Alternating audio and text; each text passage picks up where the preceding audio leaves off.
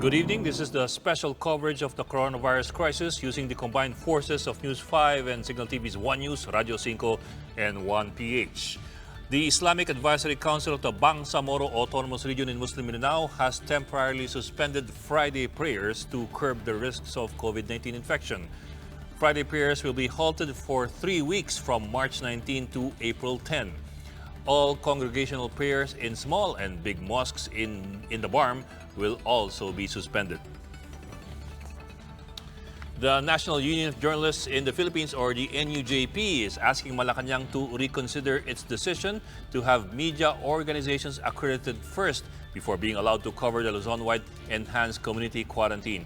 We will hear directly from the chairman of the NUJP, Nonoy Espina, who joins us over the phone. Nonoy Espina, can you hear us? Yes, good evening, Ed, and good evening to all the viewers of the... Okay, good evening, Nonoy. Yes. Tell us the reasons for the objection of several media groups and several media persons dun sa accreditation process.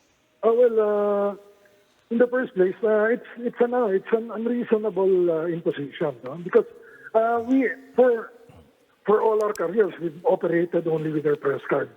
You know? We've covered, all of us have covered disasters, crises, conflicts, and no one's ever asked us to be for accreditation. From what I know is we can be accredited for one-off affairs like covering the president's presidential visit or stuff like that. Pero everyday coverage, our press credentials are sufficient. So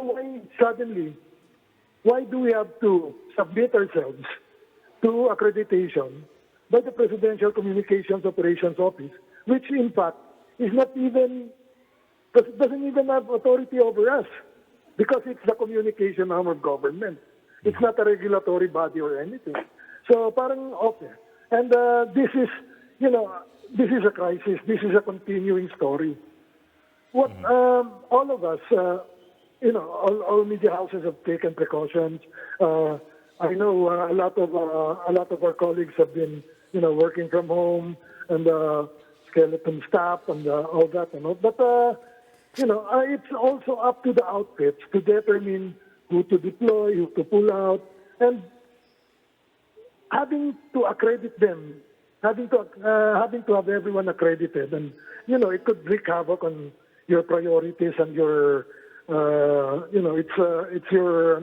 it's your right to determine how to best deploy, because there's some confusion on the guidelines. There's a lack of clarity because they say they will be issuing passes to reporters on the beats. Okay. But we all know that beats are subject to shifting and subject to change. No one permanently covers a beat. Okay. There's a lot of there. Accreditation by itself gives the accrediting authority the authority to decide who gets to cover and who does not. Yes. Is there any concern there on your part? Yes. Talagang that's also problematic because it actually deprives us of the right to determine who among us should be covering what. And what if we all know that this administration has been so hostile to a lot of media outfits and to a lot of individual journalists? And what if they deny your accreditation? What happens then? Does that mean you cannot cover? And then that's really trampling on our right as journalists to cover events, and that's an assault on press freedom. Okay, now since you bring that up, for example, some organizations have been under fire from the president. Rappler, for example, has not been given accreditation by Malacañang to cover presidential activities. Would you know if, for example, Rappler would be granted accreditation by the PCOO? Well, actually, that's an interesting question, and I actually don't know the answer to that. But I do know that I think Rappler will be applying for accreditation, and it would be interesting to see if they will be granted accreditation or not, given that the president himself has banned them from coverage. You know? So let's see how this thing develops. Because as far as I can remember, or at least what I can remember from that incident 2 years ago, the palace position on Rappler was that it is not a media organization. Yeah, oo nga, because in fact they wanted the Rappler reporters to be classified with the bloggers when they tried to give accreditation to bloggers. So let's see how that how that plays out, and that should be an interesting development if somehow they do try to restrict. Because you shouldn't be restricting anyone at this point, especially media. Our job is to bring information to the people, and any restriction that will hamper our work will be depriving the people of the information that they need to not only to update themselves on the situation, but the information they need to actually cope and survive the crisis. So nakakatakot if they if they put up obstacles on our way and hamper our work. That will anything that detracts from press freedom will always be to the disadvantage of the people.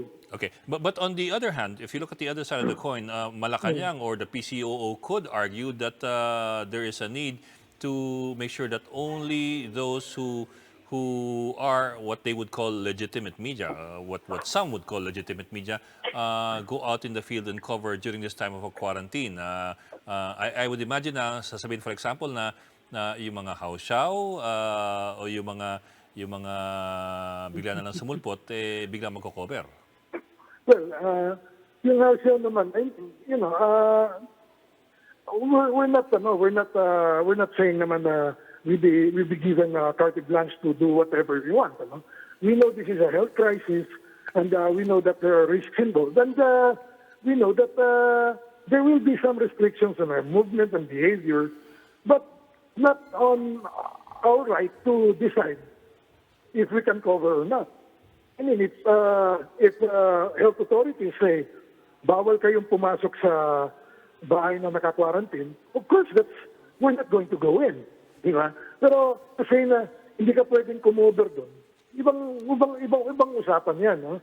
And they can always, if there are rules that we break, there are also sanctions that they can impose. But they have no right, actually. They have no right to determine who can and who cannot cover. Nakakatakot yun. Okay. Because but do you foresee this as becoming a legal issue? Is it something that could end up in court or even to the Supreme Court? Well, I hope not. I do hope that they, I hope they share a point, because, granted that we know that a lot of media outfits and a lot of our colleagues have actually applied and been given accreditation, but I also know that there are some who have been denied, although I'm not at liberty to divulge who. But I mean, for the flimsy reason, like because you're not a field journalist. What's a field journalist? All journalists go into the field, or some are assigned to the desk. So it's kind of it's ridiculous to say that because you man the desk, you can't be accredited because you don't go out in the field. Because who knows?